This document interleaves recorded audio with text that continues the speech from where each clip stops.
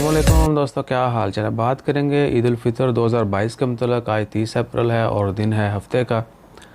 सबसे पहले तो सऊदी अरेबिया, यूएई और बाकी बहुत सारे ममालिक जहां आज पर 29वां रोज़ा था, वहां ऐलान कर दिया गया है कि 2 मई बरोज़ सोमवार जो है ईद उल फितर होगी।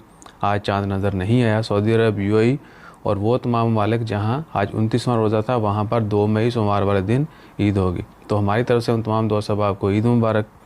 और ओमान, पाकिस्तान, इंडिया और वो तमाम ममालिक जहाँ पर आज 28वां रोज़ा था, अल्टीमेटली कल जो है वो पता चलेगा, क्योंकि कल 29वां रोज़ा है। तो कल चाँद पर ही मुनसर होगा। ओमान गवर्नमेंट, आपको पता है कि चाँद की जब तक शहादत नहीं होती, नहीं देखा जाता, तो अनाउंस नहीं करते। इवन के रोज़े भी और बाकी कैलेंडर में भी वो फॉलो करते हैं, और ईद भी। तो देखना यह है कि कल अगर तो ओमान में चाँद नज़र आता है तो गवर्नमेंट की तरफ से कंफर्म हो जाएगा कि 2 मई को ही पूरी दुनिया में बाकी ममालिक के साथ ईद होगी इकट्ठे।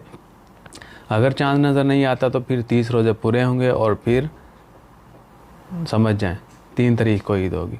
तो अल्लाह ताला खैर फरमाए।